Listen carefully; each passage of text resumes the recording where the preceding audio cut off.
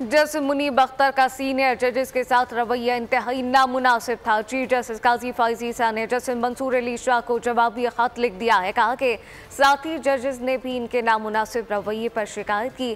Justice Munib ने practice and procedure सख्त मुखालफत की है। मुकदमात के बजाय छुट्टियों को तरजीह दी गई। जस्टिस याहिया अफरीदी की माजरत के बाद जस्टिस अमीनुद्दीन खान को जजेस की कमेटी में शामिल किया गया।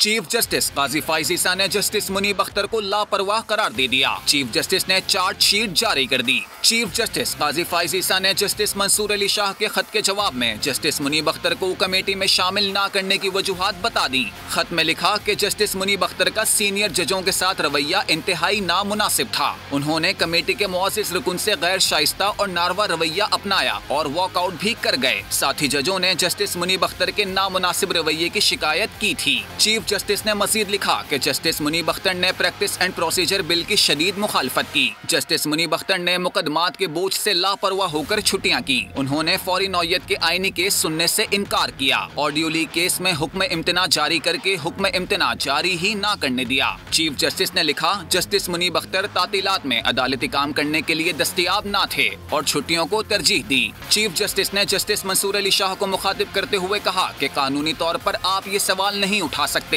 कि चीफ जस्टिस कमेटी में किस जज को शामिल करें। आपका ये पूछने का भी इस्तेकाक नहीं कि कमेटी के तीसरे रुकन के तौर पर किसको शामिल करूं। जस्टिस मुनीब अख्तर को कमेटी में शामिल न करने की वजूहात आपके इसरार पर दे रहा हूं।